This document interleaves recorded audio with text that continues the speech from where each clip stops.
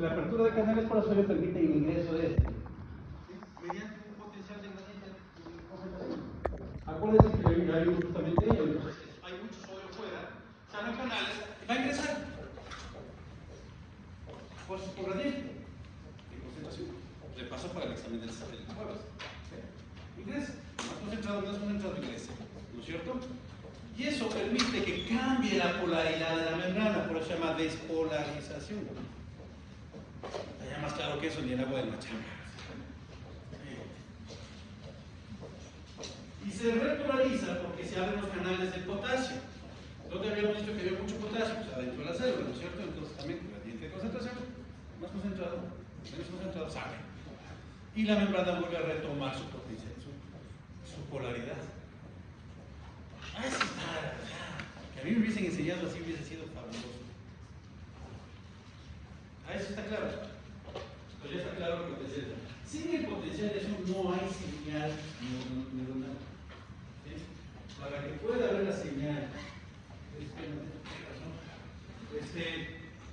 tiene que haber un potencial de acción. Y para que exista un potencial de acción tiene que haber una despolarización y luego una repolarización y luego regresar al potencial de acción. ¿Sí está claro? Por los revolvitos. ¿Sí está claro? Bien, continuemos.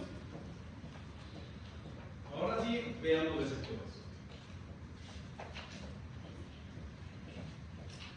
Vuelvo a repetir, ¿alguna pregunta con respecto al potencial de acción?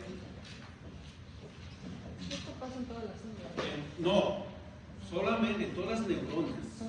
Solo neuronas, había dicho. Es más, yo había dicho que dos tipos de células solamente pueden cambiar su potencial de membrana de reposo. Es decir, tienen un potencial de acción. Solo dos. Las neuronas serán una. ¿La otra cuál? Músculos. Exactamente. Exactamente. ¿Sí? Una nefrona no cambia su potencial de acción su potencial de membrana de reposo. Un hepatocito no cambia su potencial de membrana de reposo. Díganme ser los tres que pasaron histología, rascándose la barriga. ¿Qué otras células hay? Ya dije. ¿Ah? Los neumocitos no cambian su potencial de membrana de reposo. Es decir, ninguna otra célula, solamente dos. Nervios, músculos. Uno. ¿Ahí sí está más claro?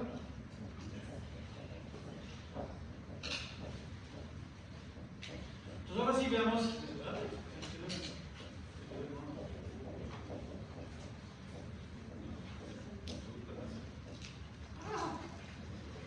Receptores sensoriales.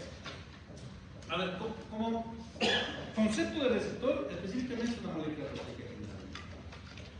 Como receptores sensoriales, podríamos decir que estos receptores están ubicados en células capaces de captar señales, ¿no? O sea, se encuentran en células especializadas que detectan un estímulo específico, puede ser mecánico, químico, lumínico, térmico, ¿sí? Y lo convierten en un impulso nervioso. Es decir, que son capaces de ¿qué? De generar un potencial de acción. Vayan ligando con lo que acabamos de ver anteriormente, ¿sí? Como origen celular de estos receptores sensoriales, la gran mayoría están en neuronas modificadas con terminaciones especializadas. Estas terminaciones especializadas tienen todas estas moléculas proteicas que les digo que pueden estar en la membrana celular. Estoy escuchando que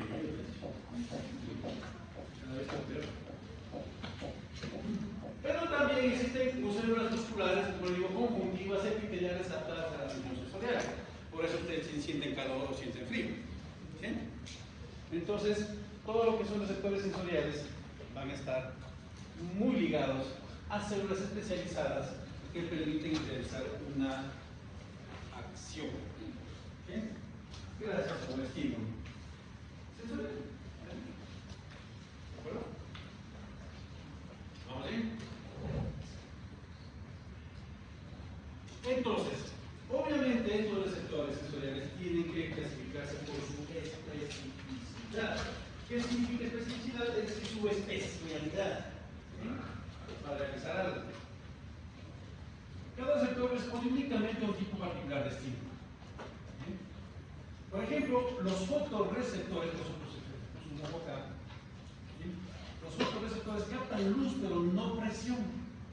Los mecanoreceptores, en cambio, responden al tacto o a la vibración, pero no a sustancias químicas.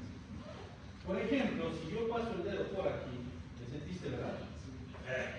Significa que él tiene ahí receptores sensoriales mecánicos. Esto significa que tiene receptores especializados para el tacto, por ejemplo, ¿sí? Para la vibración. ¿Por qué sentimos que hay un temblor? Porque sí lo hicimos como propios receptores. Ya vamos a ver cuáles son estos tipos de receptores.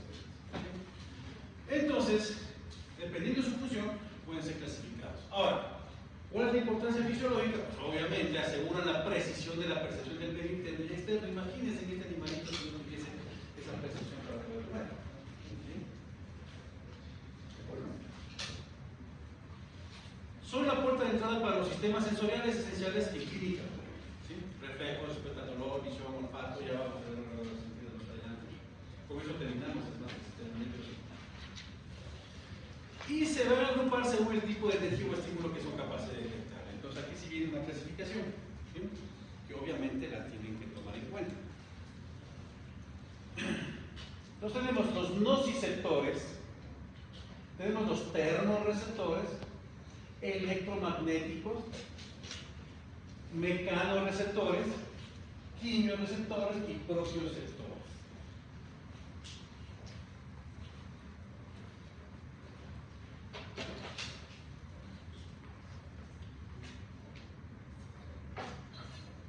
¿Bien?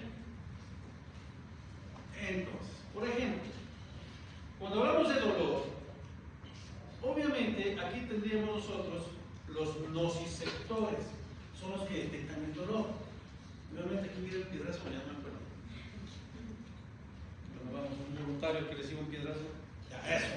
Pues vamos a dar un celularazo.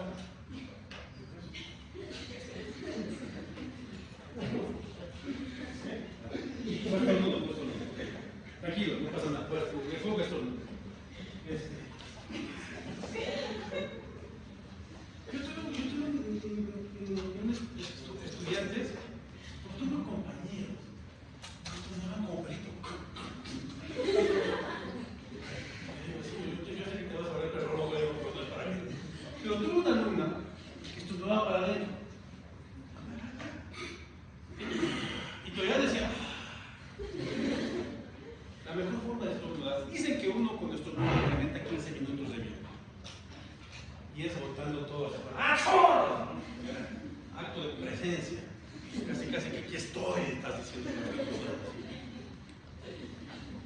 Ahí liberas toda la energía que tienes adentro. O sea, todos los lentidos. Los receptores entonces dolor. ¿Sí? Y generalmente están ubicados en terminaciones nerviosas libres. Generalmente, donde hay terminaciones nerviosas, hay nociceptores. Donde no hay terminaciones nerviosas, no hay nociceptores. ¿Por qué aclaro algo tan lógico que parecería que es para uno? Porque existen partes del organismo, especialmente en las hembras, donde no hay terminaciones nerviosas, por lo tanto no duele. ¿Sí? Por ejemplo, ¿han oído hablar de la colposcopía? La colposcopía es un... ¿Han oído hablar del Papa Nicolau? Sí. Papa Nicolau no es otra cosa que una citología vaginal, ¿no es cierto? Humanos, Papa Nicolau, o sea, suena tan raro eso. ¿Sí? Citología vaginal, eso es medicina veterinaria. Pero cuando se hace biopsia, la colposcopía, es decir, agarrar un pedacito de tejido de biopsia, se la realiza en la parte más interna de la vagina, cerca del cervix. ¿Por qué? Porque no hay terminaciones nerviosas. Ahí no duele. ¿Sí? Ahí no duele. ¿Sí? Entonces, se puede tomar una muestra de tejido y al animal no le pasa absolutamente nada. ¿Por qué no hay terminaciones nerviosas? Claro. Generalmente dicen que los cólicos, o sea, los dolores de los cólicos son por el Claro, los ovarios sí. No sé, no hacen la mano, pero estoy segurísimo que aquí tenemos dignas representantes de la enfermedad de ovario poliquístico. Estoy segurísimo. Pues eso puede provocar lo que se conoce como ovaritis, es decir, una inflamación de los ovarios, y eso es muy doloroso. El ovario tiene muchísimas terminaciones. El ovario es la versión femenina del testículo en el macho. Voy a meter animal, sí, ovario, hembras, testículo macho. Y no me digan que las testículos ovarios. Por supuesto que sí. Entonces, los ovarios tienen exactamente terminaciones nerviosas suficientes como para sufrir dolor. Claro que sí, no es. El problema de los cólicos, ahora ya tengo que regresar a la pregunta de la compañera, es a nivel uterino, ¿sí? No es ovario, es útero. Pero ahí estamos hablando de endometrio, miometrio, ectometrio, es decir, tenemos tres capas que ya las estudiaremos en reproducción, que tienen orígenes embrionarios, bueno, tienen origen embrionario, pero tienen diferentes especialidades célulares, que es el término, ¿sí? Son completamente giros distintos, celulares. Entonces, claro, el endometrio es una capa celular lábil. ¿Qué significa eso? Histólogos. ¿Qué es lábil? ¿Qué es dinámica? Que se puede renovar exactamente. Entonces, los famosos cólicos es por la renovación de toda esa capa. ¿Sí? Gobernada por una hormona, ¿sí? Ya la estudiaremos en su momento, que es la progesterona. Ordenada hormona, no es, créanme, tengan pendiente lo que les voy a decir en este momento, no es ese machismo patriarcal, es la progesterona. Tomen ese detallecito y lo retomaremos en reproducción para explicarles por qué lo digo. Ok, bueno, entonces, dolor, no receptores, ¿sí? En terminaciones nerviosas. ¿De acuerdo? No, en realidad, o sea, vamos a quedar elevado a las esto, donde no hay, donde no hay dolor, sí es muy poca la zona. Obviamente, y es muy lógico que no haya muchas zonas, porque es por defensa. Estamos hablando de animales, ¿no es cierto? Imagínense en la selva, un animal sin sentir, sin sentimiento, sin dolor, que no sufra dolor. Es un animal que está en riesgo de que algún depredador agarre y se lo coma con la mayor rapidez porque no va a sentir nada. ¿Me entiendes? ¿Sí? El dolor es un motivo evolutivo, no es redundancia, pero no lo es. ¿Sí? Tiene su motivo evolutivo. ¿Por qué? Porque le permite, me duele aquí, me voy para allá. Solo el humano nomás me duele aquí por encima. Ahí voy. Hasta que me pasa, ¿no? Solo el humano, pero los animales me duele, salgo corriendo. ¿Por qué? Es un instinto de sobrevivencia, pues si me duele no va a estar ahí. El humano. Esto ya en la antropología, yo no como. Ok, pero sí está. Bueno, eso sería en cuanto a los receptores, ¿no? En cuanto a mecanorreceptores, es súper interesante, porque los mecanorreceptores se pueden subdividir en una gran cantidad de receptores. Ahorita no los vamos a ver, pero estoy seguro que ustedes lo van a estar viendo, tanto en fisiología 1 y 2, como también en otras materias, patología y demás. Los mecanorreceptores son todo un mundo, todo un universo. ¿Por qué? Porque son los que nos permiten movernos y son los que nos permiten captar. O sea, los mecanorreceptores están los de hecho del tacto, por ejemplo. ¿Sí? Presión, vibración. ¿Sí? Generalmente son los que permiten la contracción muscular. ¿Sí? Los mecanorreceptores. ¿Sí? Entonces ahí, ¿dónde tenemos? Pues en terminaciones nerviosas estabilibles, algunas encapsuladas y en muchos usos musculares. Esto es un uso. La forma de la fibra muscular. Exactamente, y un conjunto de ellos. Exactamente, es un uso. ¿Ah? Bien. Súper bien. Es decir, algo ovalado, que no es completamente ovalado, porque tiene punto. Sí saben ustedes por histología que una célula muscular esquelética termina y comienza. Eso ya debe saber, yo debo tener un problema. Comienza y termina desde el neurológico en un tendón. ¿No es cierto? Ya. Pues esa forma comienza en un tendón, se amplía y luego vuelve a cerrar, es un uso. En usos musculares.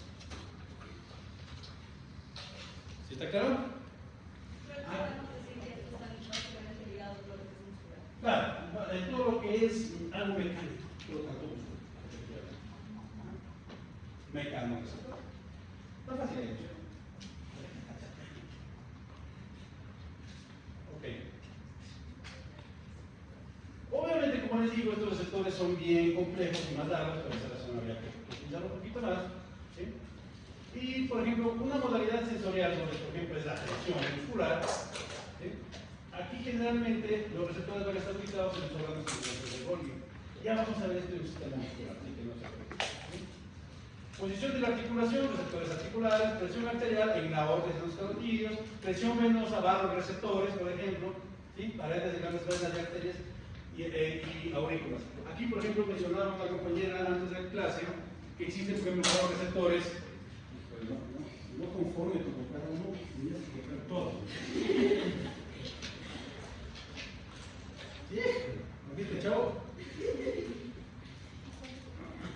Levanto uno, se caen 10. La próxima pizza. Los receptores, por ejemplo, están en la vejiga. En la vejiga, ¿sí?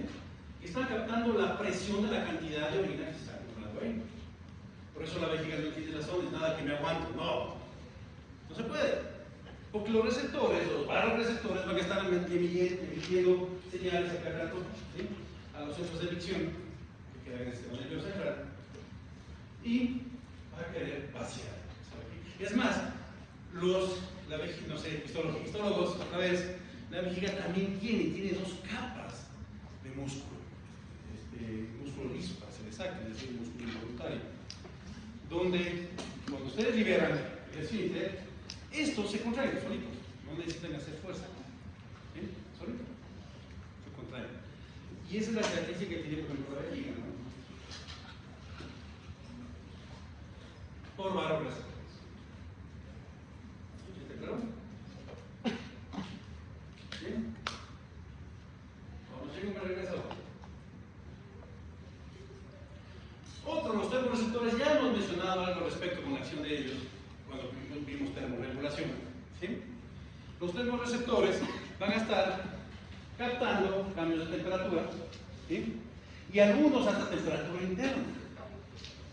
O sea, quienes han sufrido fiebre extrema, les va a doler hasta las meninges, porque el cerebro no tiene terminaciones nerviosas libres, por lo tanto no tiene dolor.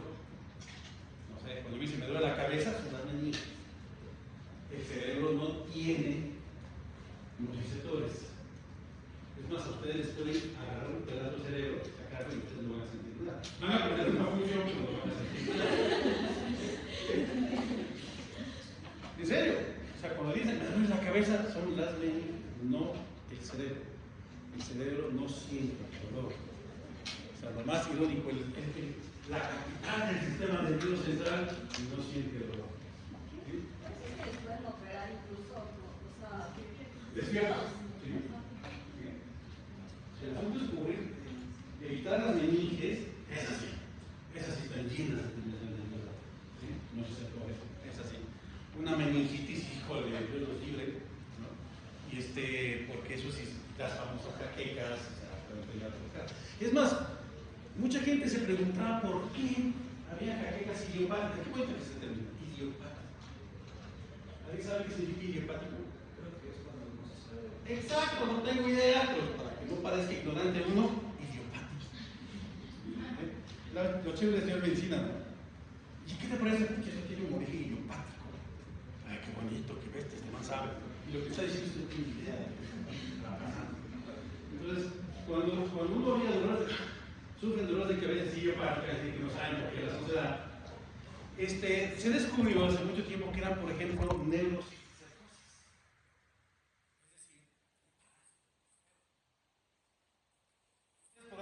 Pero Ramiro dijiste que el cerebro no tiene dolor. Exactamente, lo que sucede es que la presencia del esto provoca reacciones inflamatorias que esas sí afectan a las meninges. Entonces están inflamados dolor. ¿Sí? Bueno, eso ya lo hablaré en la psicología.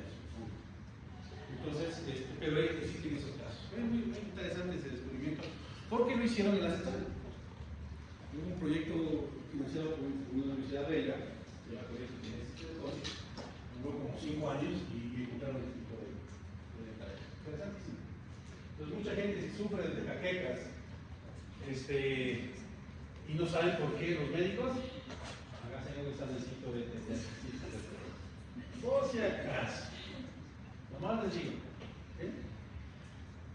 Obviamente aquí tenemos también, para lo que es temperaturas cerebral, tenemos receptores en el hipotálamo. ¿Qué es el hipotálamo? ¿Alguien sabe? ¿Alguien sabe qué es el hipotálamo? Sí, recibe mucha información del hipotálamo, efectivamente. El hipotálamo es un órgano al cual lo vamos a estudiar con muchísimo, ahí sí con mucho detalle, porque es la capital de la endocrinología. ¿Sí? El hipotálamo es el que nos encarga, se encarga, mejor dicho, de captar todas las señales que tienen que ver con neuroendocrinología, es decir, con neurohormonas. ¿Sí? Y ahí también existen receptores para muchas personas. Cuando uno se enamora, es el hipotálamo el que está actuando ahí.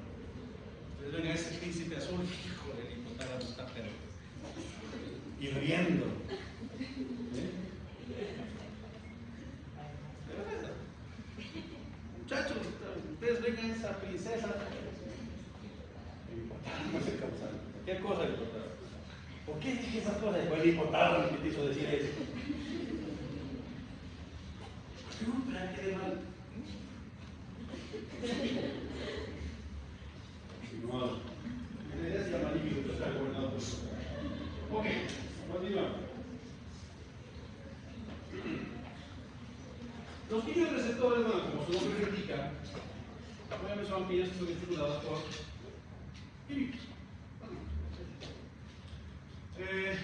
Por ejemplo, el oxígeno de sangre, el pH del líquido cefalorraquídeo, olfacción. Qué interesante este término, ¿qué les parece? Olfacción. Es un término médico clínico para el olfato. Yo me he puesto aquí olfato y ahora exactamente lo mismo. Olfato. Pero el rey de todo esto químico es el gusto. Cuando ustedes prueban algo salado, algo ácido, algo dulce, ¿sí? Es esto el que está justamente reaccionando. ¿Sí? Están reaccionando sus quimioreceptores. ¿Sí? Entonces, el oxígeno de sangre, cuerpos aórticos y carotídeos también. ¿Sí? En cuerpos de la aorta y la carótida hay muchos receptores.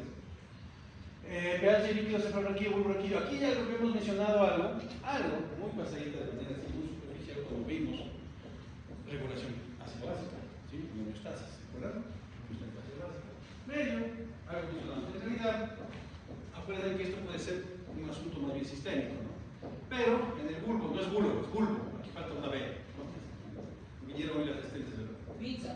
Pizza, no, por aquí, bulborraquídeo. Falta una B ahí, por si acaso.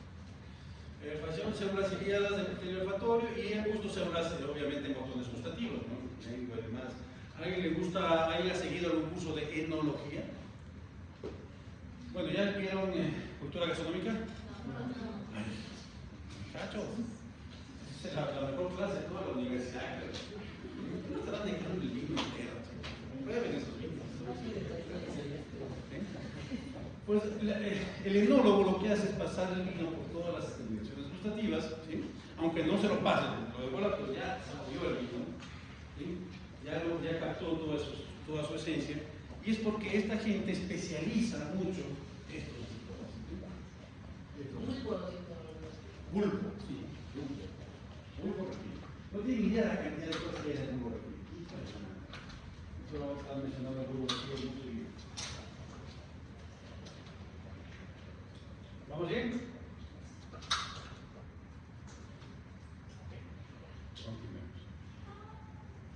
¿Qué pasó? A ver, está ya. ¿Ya? Ahorita. ¿Cómo rápido esa clave? La cámara. Por ahí. Ya. Listo.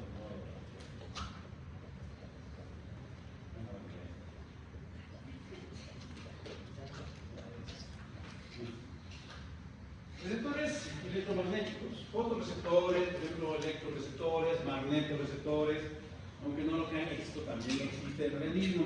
¿Sí? Y obviamente esto va a ser muy, dependiendo de la especie animal que estudiemos, va a ser obviamente la especialidad bastante más desarrollada de todo el sector. Por ejemplo, aquellos animales que tienen ecolocalización, tienen este tipo de sectores muy desarrollados. Aquellos animales que migran, tienen estos sectores muy desarrollados. Aquellos animales que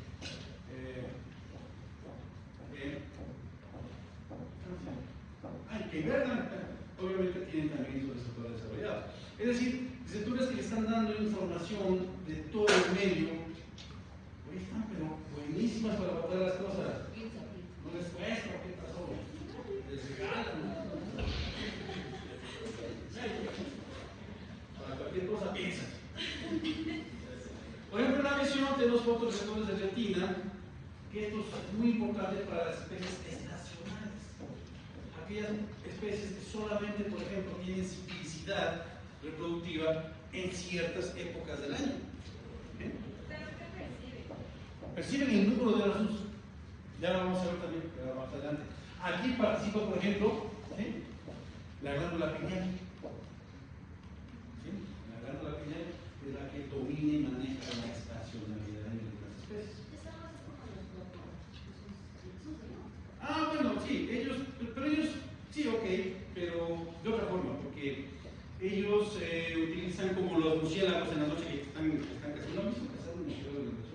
Vayan a las termas de Papayaca y ahí van a ver un montón de murciélagos. Están hirviendo, están haciendo sopa de ustedes ahí, ¿sí? Están viendo cómo los murciélagos pasan.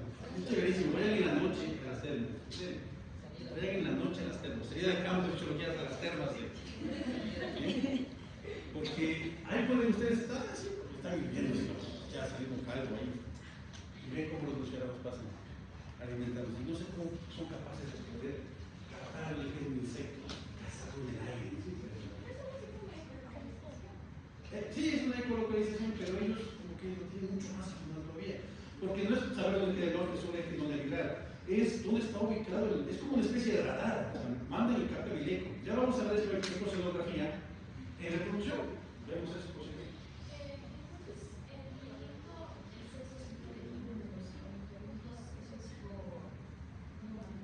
Sí, obviamente existen propiocepción. Esa es la propiocepción, pues.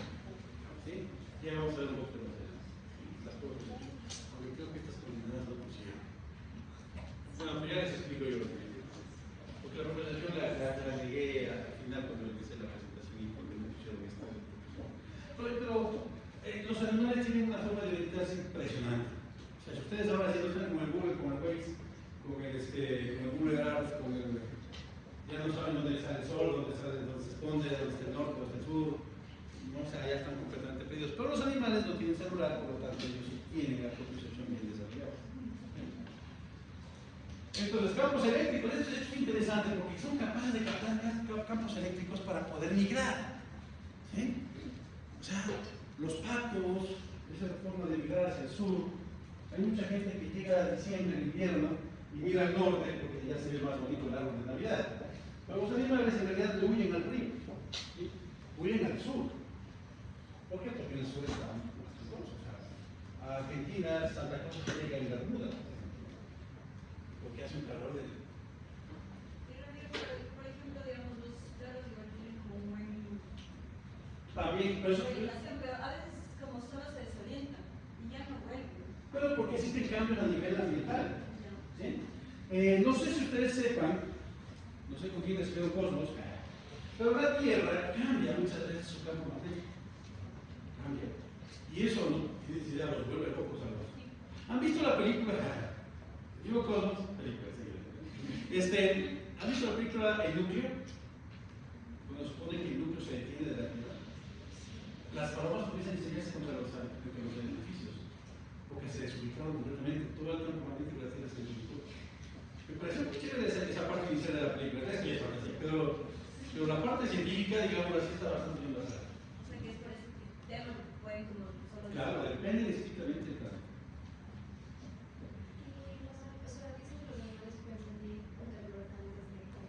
Eso. Lo que pasa es que los cambios ambientales, para muchos animales es muy fácil darse cuenta. Por ejemplo, para nosotros, dicen algunos, yo lo dudo mucho, por cuando tienen una fractura, queda hipersensible a la fractura después de curarse, que comienza a verse el brazo cuando hay cambios de presión ambiental y va a llover. Eso para los animales es mucho más fácil de detectar. Entonces ellos detectan eso justamente por especialidad de algunos receptores. Entonces los animales se ponen, ¿por qué se ponían? El agua cerrada y bueno, ya te dice. Es porque ellos ya captan cambios de presión atmosférica y saben que va a llover. Entonces se dice, y miren que es bien interesante, porque el estudio que se realizó con los perros antes de un temblor fue porque actualmente sería más difícil, o a lo mejor hasta más fácil por redes sociales, pero se hizo un estudio en los periódicos y todos los periódicos de fechas anteriores a un terremoto había muchos avisos de que los perros se perdían, que están buscando una mascota, el fifí, el fufú, el firulais, no sé qué, se perdieron. Incrementaban el número de avisos de que se perdían los perros, para llegar a un terremoto. Y eso sucedió el 100% de veces. Entonces, como que sí llamaban, ahora seguían buscar redes sociales, alguna cosa, no se me perdió yo soy Karen y se me perdió mi gato. Entonces, a lo mejor hacen estudios de eso, pero la parte fisiológica es la que todavía no se entiende bien cuál es. Imagínate hacer una especie de aviso contra terremotos basado en las sensaciones que tienen los animales.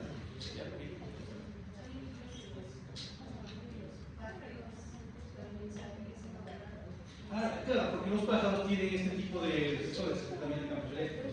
Y cuando, no sé si han visto, a mí, yo ya en mi corta vida, he visto varios temblores, hasta una erupción, que yo estuve siguiendo la erupción del Pichicha, desde el patio de mi casa, literalmente. ¿Sí? Entonces he visto que cambia la atmósfera. Yo he estudiado mucho el asunto climatológico, especialmente en mi doctorado, y porque mi papá era meteorólogo militar, o sea, de los de veras.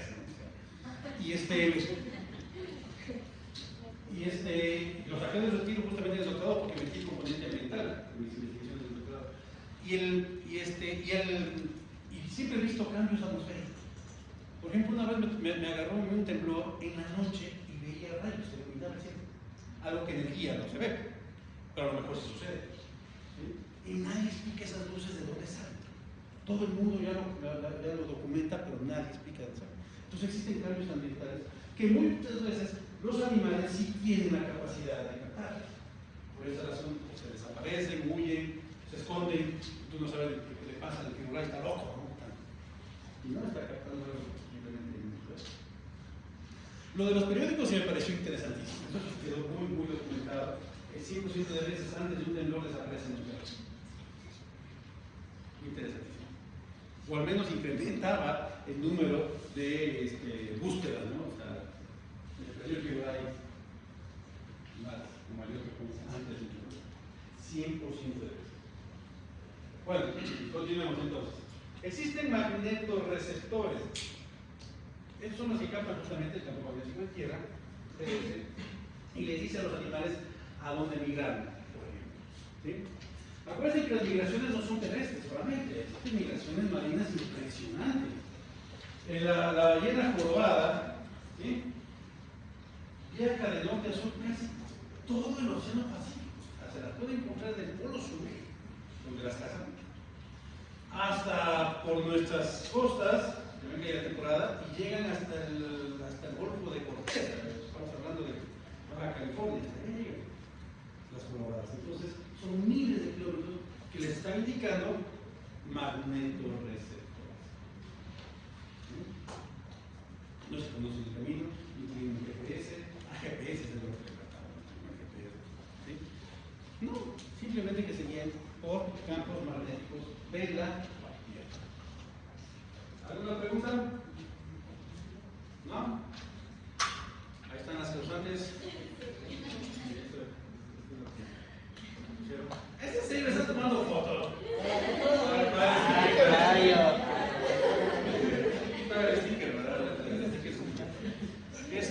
Pero yo les había dicho, yo ya sabía que esta unidad se había olvidado de los propios receptores, ¿sí? Los propios receptores son aquellos que nos indican a nosotros a orientarnos. No son magnetorreceptores, porque no estamos hablando del planeta que nos indica a dónde irnos, sino simplemente saber dónde estamos. ¿Sí? Cuando hay una afectación de los propios receptores, los propios sectores que se desconocen, uno se tambalea. ¿Sí? Cuando habla de, por ejemplo, que están en los oídos, entre los oídos, el centro del equilibrio, estamos hablando de propiocepción. ¿Sí? El famoso vértigo, bien, okay, exactamente, el famoso temor a las alturas. ¿Sí? Y alguien tiene que agacharse a hacer esa bolita. Es un instinto de sobrevivencia. Está mucho, se agacha y comienzan a hacerse bolitas así, tratan de captar la formación o la posición fetal, que es la de mejor protección. No sé si alguien duerme todavía así, abrazando una almohada. ¿Sí? Y con las piernas así, completamente dobladas y demás. Así. Eso busca justamente, esa es una posición de protección. ¿Sí? Antes del nacimiento. Entonces, ese tipo de posiciones es la que nos ayuda a tenernos cierta confianza. Entonces, cuando hay este tipo de miedos, de fobias, hacerlos chiquitos así, hacer bolita, nos ayuda a sobrellevar ese tema. El problema es que nos deja quietos. No nos podemos mover. Y nos quedamos. Hasta que alguien nos va a investigar.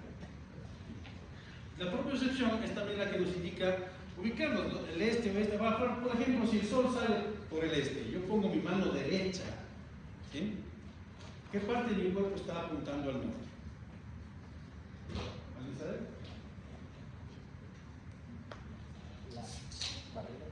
La barriga, ok, muy bien. Ya podía pensar en la frente, pero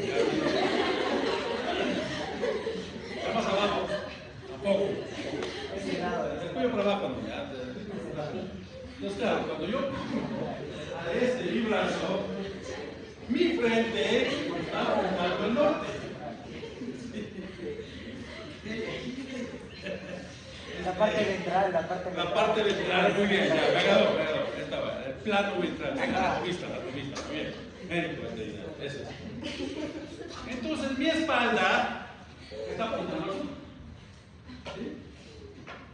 Y es bastante interesante porque es algo tan básico que estoy seguro que les enseñan en las escuelas, ¿no? En la escuela famosa rosa de los vientos y no sé qué más.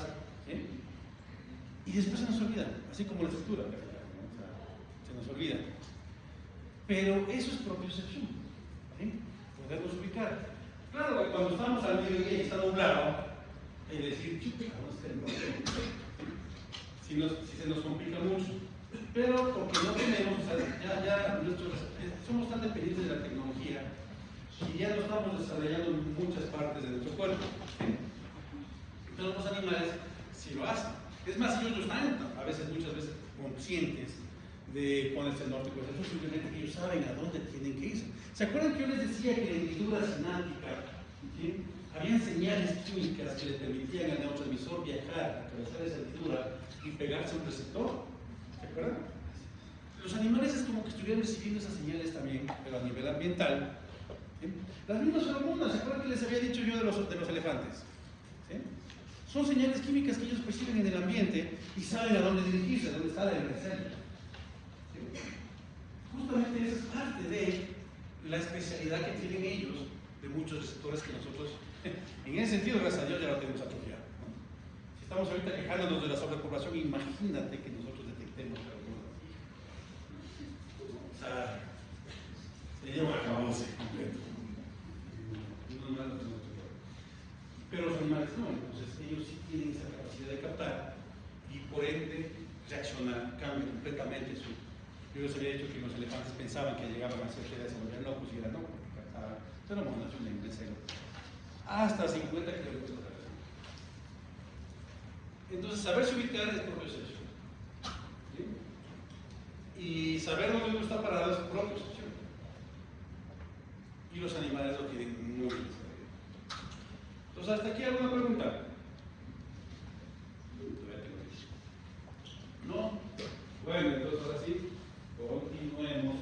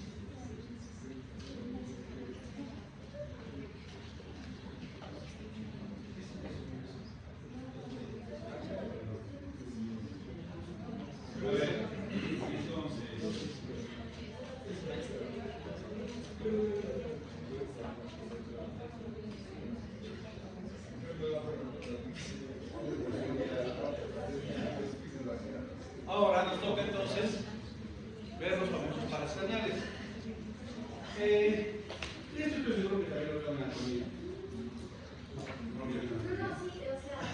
No, ¿No vieron? no, vimos en zoología. Para aprenderse los palos cañales. Hay un reggaetón por ahí. Sí. ¿Ah? No entendí nada. ¿En serio? Hablamos de... Bueno, veamos cómo le hago para explicarlo. Pero es importantísimo que no digas que sí vieron. No vimos. O sea que no, en la anatomía vimos. No, en la anatomía solo vimos una clase nerviosa. Y vuelta en histología, según íbamos a volver a ver, pero solo Ana Belén una vez en la nos dijo como que se querían aprender. Como que... Chicos, tenían que ir a estudiar. O sea, pero de ahí nada. ¿En serio? Nada. Y a mí me sale mandar hasta donde el ombudsman a veces. Bueno, entonces veamos para escanear. Porque es importantísimo esto. Tienes que utilizar para entender también. Eso es lo que ya se llama de voz. Ok. Busquen en YouTube el director respectivo y ahí tienen que aprenden. Hay los peores canales con Tusa. Con la canción de Karol G. Sí. Pasa yo. No, busquen en YouTube. Mándale. Dicen que a muchos se les facilita aprenderse algo. Bueno, para las cañeras que más o menos entrar en los animales.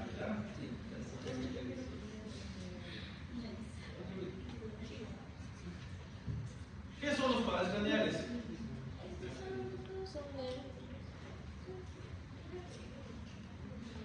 ¿Cómo? ¿Alguien sí se lo sabía? Los padres craneales. Ya ven, ¿por qué levantan falsos? Sí. En la parece que va primo. Entonces esto va a estar más fácil. Que habíamos quedado pizza, ¿no es cierto? Carísimo. A mí se le dañó el mío. Ok. Bueno, las cañadas. A ver, esto es importante. ¿Ya también te acordaste cómo? Ha sido famoso. ¿Por qué son los pares craneales? Los pares craneales son nervios cruciales, no es perfecto, ¿sí? Que actúan como puentes vitales entre el cerebro y diversas estructuras de la cabeza, ¿sí? Y también cuello, obviamente, controlando funciones esenciales para la vida del animal. ¿Sí? O sea, los pares craneales, entender las señales es vital. A veces cuando alguien dice es que se deslocó, que rompieron los pares craneales. Cuando lo que pasa es que quedó descerebrado, no es que se le cayó el cerebro, es que se rompieron pares craneales. La paraplegia, hemiplegia, o algunos dicen paraplejía, hemiplegia, ya depende de dónde pongan el acento, están muy relacionados a lesiones en pares craneales. ¿Sí? Entonces, son muy importantes, ¿no? Son muy importantes. Entonces, obviamente, una lesión aquí, hablamos de una emergencia directa, 12 pares de nervios que emergen directamente del cerebro o del tronco encefálico sin pasar por médula espinal, y eso es lo que llama la atención de estos pares craneales. ¿Sí? Establecen una conexión directa entre estructuras de la cabeza y del cuello, que son parte del sistema nervioso central, y producen obviamente funciones esenciales, controlan una amplia gama de funciones sensoriales y motoras: olfato, visión, movimiento ocular, masticación, audición, equilibrio, gusto y hasta deglución. Imagínense lo importante que son estos pares craneales. ¿Sí? Imagínense toda la cantidad de funciones que están manejando los pares craneales. ¿Sí? Por eso es importante analizarlos. Entonces, ese reggaetón para la próxima clase.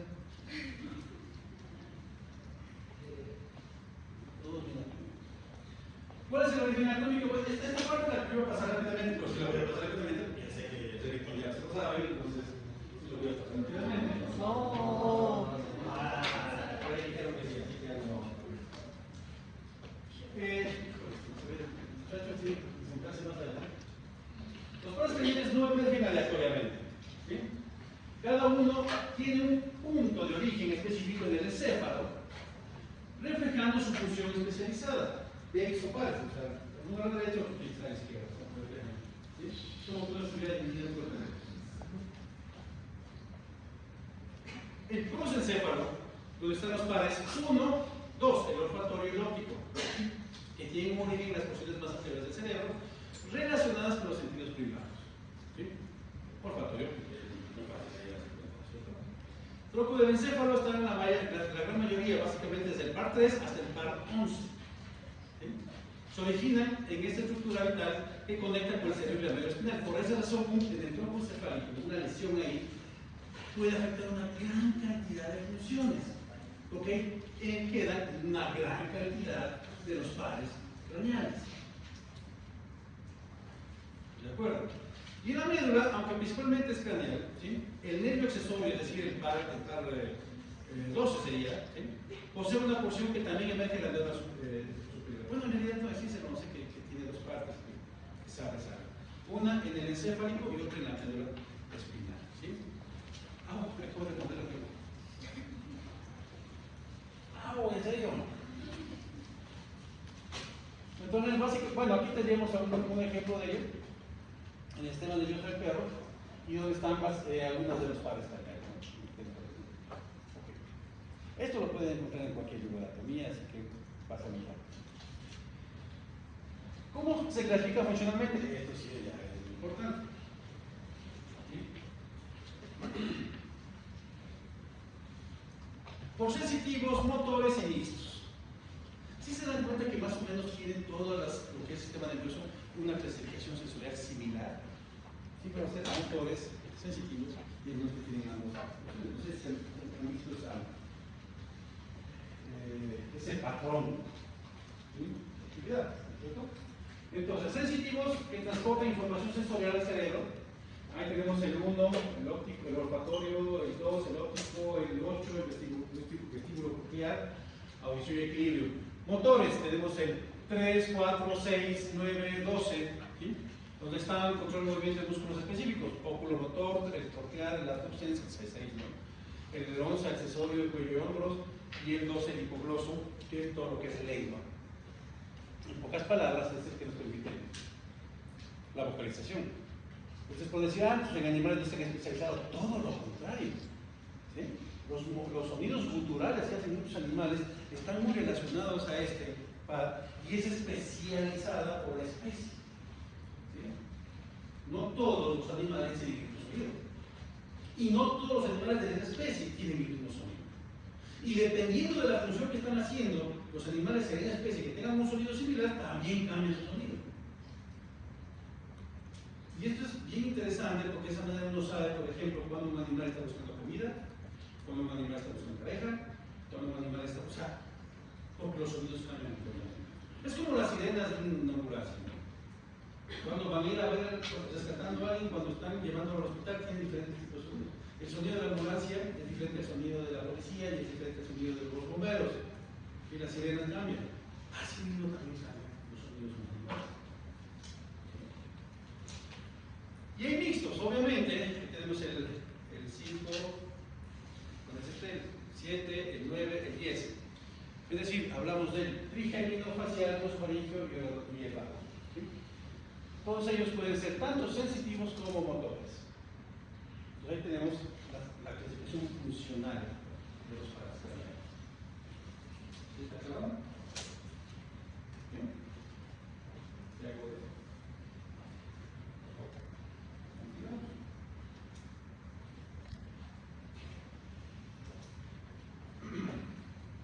Básicamente, entre el 1 al 4 están gobernados los sentidos y el movimiento ocular. El 1 es el olfatorio, el 2 es el óptico, el 3 es el oculomotor, el 4 es el coclear. ¿Sí? Y aquí tenemos las diferentes funciones. El primero es usar los sentidos del olfato, procesando la información desde el bulbo olfatorio, crucial en animales para búsqueda de alimento y comunicación. El 2 transmite información visual desde la retina hasta el cerebro, permitiendo la formación de imágenes y percepción del entorno. Es decir, que algunos tienen conexiones directas, acuérdense de las vías aparentes diferentes. ¿Sí? El óptico, por ejemplo, tiene el nervio óptico, que es justamente la parte general. ¿Sí? El oculomotor controla músculos que mueven el ojo y regulan la contracción y dilatación de la pupila, adaptando la visión de la luz. Este, por ejemplo, el oculomotor, es el que permite ver si hay midriasis o no. ¿Qué es la midriasis? La dilatación de la pupila. Muchas de esas acciones son farmacológicas. O sea, hay diferencia entre midriasis y mesocoria, que es Claro. de las dos y otras De un solo lado, exactamente. Por eso es que a uno farmacológicamente le puede, cuando hacen un examen visual, le ponen unas gotas que permiten justamente esta dilatación, solamente como ojo, porque tienen cierta independencia también. Hay reflejos que son de un solo lado del cuerpo y otros reflejos son de ambos lados, ¿no? Ya lo explico a ustedes en el diagnóstico clínico, como por ejemplo el examen físico tiene que ir órganos pares, hacerse de forma simultánea y ambos. Órganos únicos se hace solamente ese estudio. Troquear. Inerva el músculo oblicuo superior del ojo, permitiendo el movimiento ocular hacia abajo y hacia adentro. Esencial para el seguimiento visual. Este, por ejemplo, las aves rapaces lo tienen muy desarrollado, para poder captar el movimiento y el sitio donde está la presa. A diferencia de las aves de rapiña, que en realidad no tanto, ¿sí? ¿Saben la diferencia entre la paz y la piña? ¿Cuál es la diferencia entre la paz y la piña? Yo hablando en chino. ¿Qué casa? Exactamente. Y la piña, animal, exactamente, carroñero. Pero carroñero suena horrible, eso es la piña. Los rapaces, una diferencia entre ambas aves son justamente las garras. Los rapaces tienen garras muy finas para poder agarrar la presa que está corriendo. En cambio, cogemos un fondo que es la paz o la piña. Exactamente. Un alto. Capaz.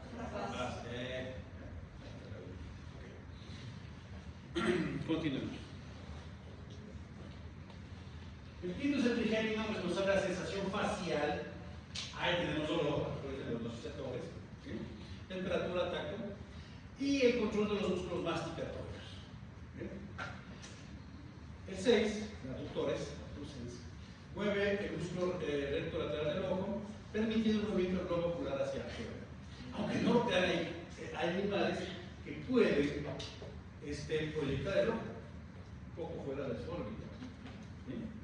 Hay personas que han logrado desarrollar ello, pero créanme que se ve bien técnico. ¿Sí? Se ve extremadamente técnico.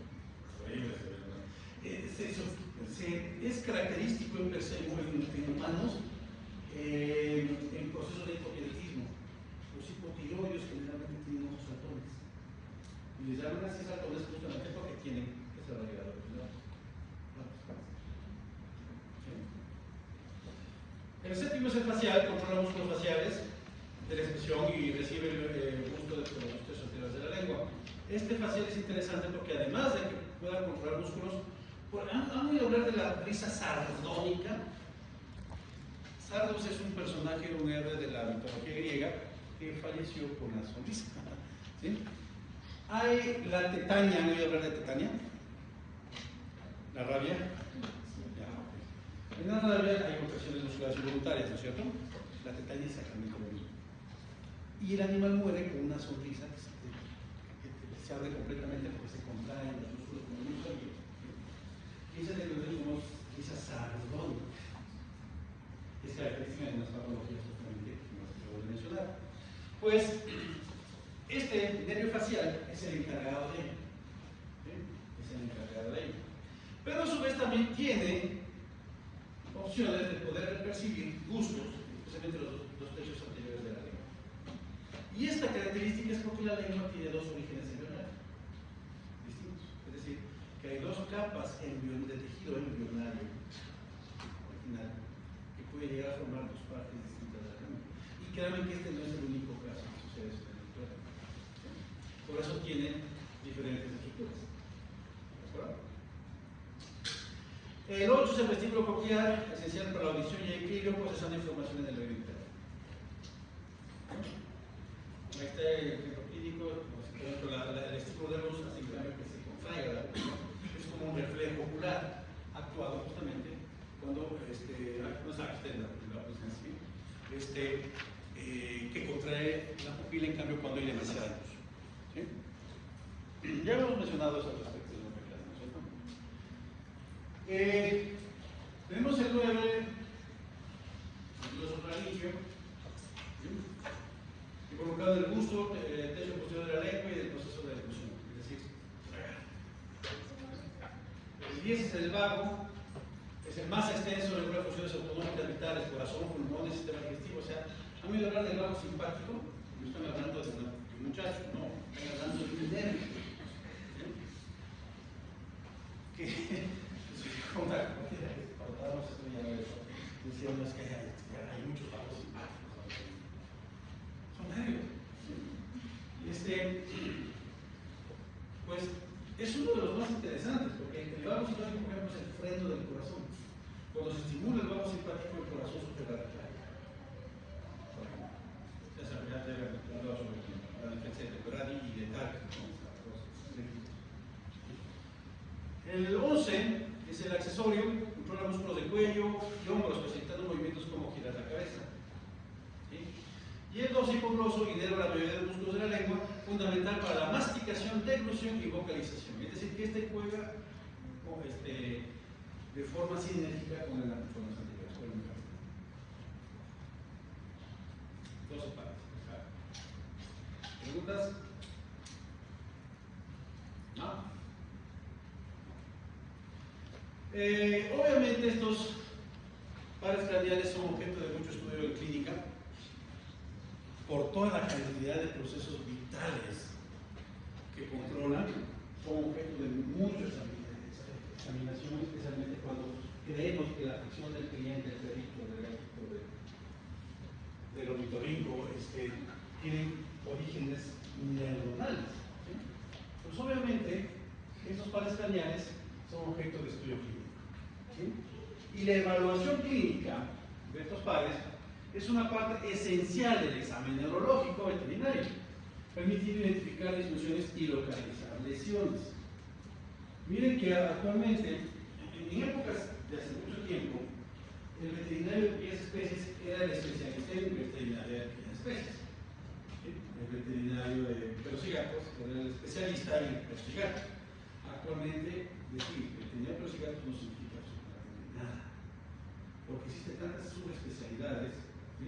Como la neurología entre ellas, gastroenterología, dermatología, oftalmología, hasta hay oncología. El director ahorita clínico del hospital veterinario de es oncólogo. ¿Saben qué es la oncología? Estudia cáncer. Entonces, existen ya la gran cantidad de subespecialidades. Entonces, ahora ya los podólogos ya no tienen cabida en el mercado laboral, porque tanta competencia que tienen que especializarse. Entonces, los neurólogos son una de estas especialidades y justamente en el examen neurológico tienen que examinarse estos pares craneales. ¿Sí? ¿Cuál es el proceso que se realiza para poder hacer ello? Primero, una observación inicial, evaluar la simetría facial, la postura del animal, reposo y movimiento.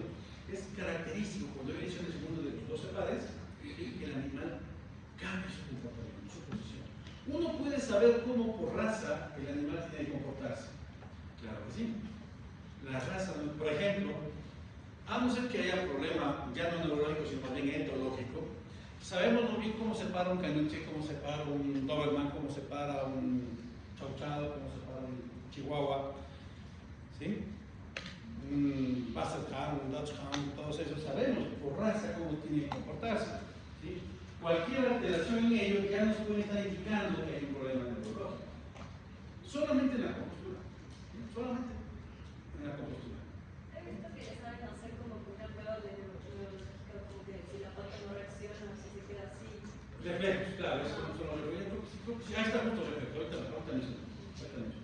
Saben los perros que tienen como problemas, saben dejar así. Hay una gran cantidad de exámenes de pruebas, solamente menciono algunos porque obviamente usted está ¿no? Yo creo que ya no falta que hay familiarizando. Y tiene que ser, y María, pues pensé que ibas a comenzar tu pregunta, es como un clínico tiene que ver al animal desde que entra al consultorio. ¿Sí? O sea, si el animal entra cargado, bueno, los chiquitos entran cargados, ¿no? Bueno, en su carriola. Entran en la carriola. Entonces uno tiene que sacarlo y hacerlo a caminar.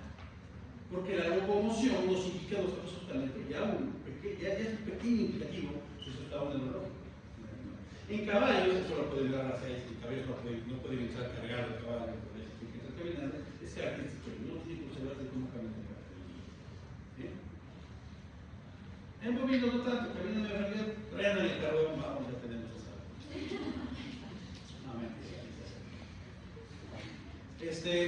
Observación inicial de valor simetría facial, postura del animal es justamente a lo que me refería, en reposo y en movimiento. Por eso es que es mejor siempre pedir al dueño que el animal ingrese al consultorio caminando. ¿Sí? Caminando. Porque así lo podemos ver cómo está. ¿Sí? Sentidos, pruebas de olfato, estímulos no nocivos y gusto, ¿no? Así como una galletita, si nosotros podemos poner. Ahora existen feromonas que se venden en spray para tranquilizar a gatos, a perros y demás, ¿sí? Y eso permite, insisto, también hacer evaluaciones neurogénicas, ¿no? No sé si han visto ahora, a un loco el gato, échale. Yo le echara gas pimienta, pero no. Es una feromona que lo tranquiliza. Por ese tipo de comentarios piensan que odio a los nosotros. No, para nada. Pero es interesante cómo existe ahora tanto apego a los perrijos y gatijos, que solo lo digo por molestar, o sea, solo lo digo para ver cómo reaccionan. ¿Sí? Pero en realidad no, obvio, soy médico veterinario y obviamente. Y bueno, como para que la llame, pues él me le va a decir, mira, si no son máquinas, no son bienvenidos.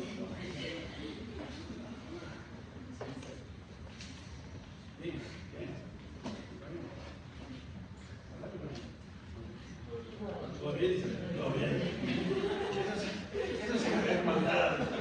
Le digo, igual va a tener todo bien, todo bien.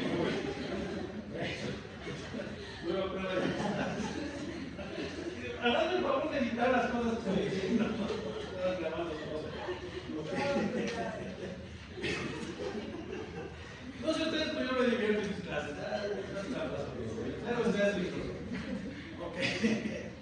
Reflejo, se volvió el reflejo parpadear, parpadeo. Aquí le gusta que le metan el ojo el dedo. Que le metan el dedo del ojo. Así me lo quitan. A nadie le gusta que le metan el dedo del ojo, de la sierra, eso es el reflejo parpadeo. Por respuesta a estímulos auditivos y visuales. Uno de los reflejos, que justamente lo que mencionaba la Presi por ahí con la patita, es el reflejo interdigital. ¿Sí? Si ustedes agarran aquí y pellizcan un poco, no con mucha fuerza, y ese animal, pobrecito animalito, y él retira, ¿sí? Es un reflejo, justamente se llama reflejo digital. Justamente son parte de los exámenes que se hacen. El movimiento, no se llama acá, mira para acá, mira para el otro lado, son reflejos auditivos. ¿Sí? El que pueda seguir una presa, muy bien. Unos reflejos visuales bastante buenos. ¿Sí? Entonces, ese tipo de. Aunque no lo que yo trabajé un año en clínico mental también, así que por eso lo sé. ¿Sí? Le he echado a todo. A todo. Profesionalmente hablando.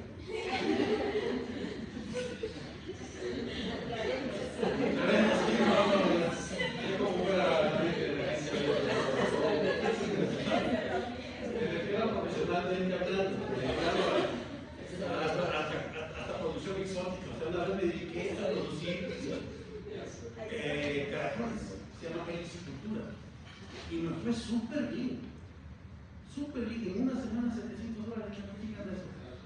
de eso. Pero hay caracoles para qué? Para hacer arroz, para alimentos. Para alimentos. Para alimentos, sí. Todos iban a la boca. Todos iban a la boca. Súper, súper bien. Hice un proyecto de alcaderana, hice un proyecto de tilapia. ¿Sí? Porque me gustaba la investigación.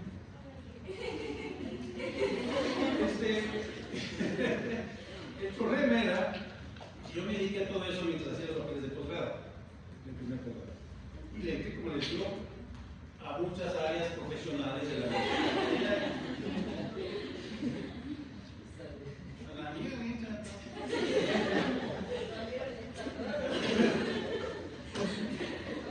También movimientos, solamente hay claro que decía también la PES, y comprobar la inclusión, movilidad igual, movilidad de extremos, de extremidades, movilidad de dedos, es decir, reflejos.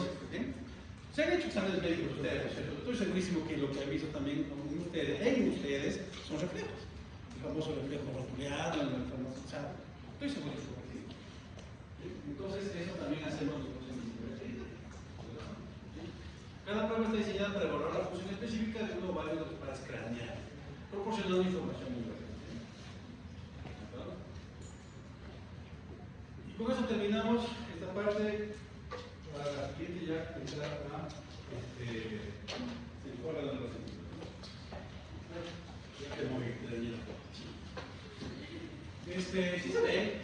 Yo me he dado cuenta que en realidad es muy pequeña la letra, muy. Bueno. Miren, es un caso clínico y algunas afecciones prácticas en el sistema nervioso. Lesiones del nervio facial, por ejemplo, en el este puede provocar asimetría facial. Miren, si se dan cuenta que está torcido, este es el nervio que es afectado cuando existen cambios de temperatura bruscas. ¿Sí? Y quedamos los torcidos. Ese es el nervio justamente el séptimo craneal. Hay, por ejemplo, discusión del testículo coquiales, por ejemplo, se presenta cuando hay desequilibrio. ¿Se acuerdan que les decía que se iban frenando? Por eso es que es importante ver también al animal en un movimiento. ¿Sí? Y obviamente tenemos nosotros que realizar diagnósticos tempranos por la razón que yo lo había dicho. Una lesión a nivel del soma, no hay nada que hacer. Si las lesiones son a nivel de acción, no hay problema, podemos nosotros estimular un tratamiento para que haya regeneración de ese nervio. Pero si hay una lesión a nivel somático, si el asunto es grave. Por lo tanto, el diagnóstico tiene que ser siempre rápido, siempre temprano. ¿Bien? Y es una recomendación que se da justamente a los dueños, no tutores, dueños del animal. ¿Eh? A los dueños del animal. Los dueños del animal son responsables de ello, responsables de su salud. Ellos son los que tienen que llevar. ¿Alguna pregunta? ¿Alguna pregunta? ¿No? Bueno.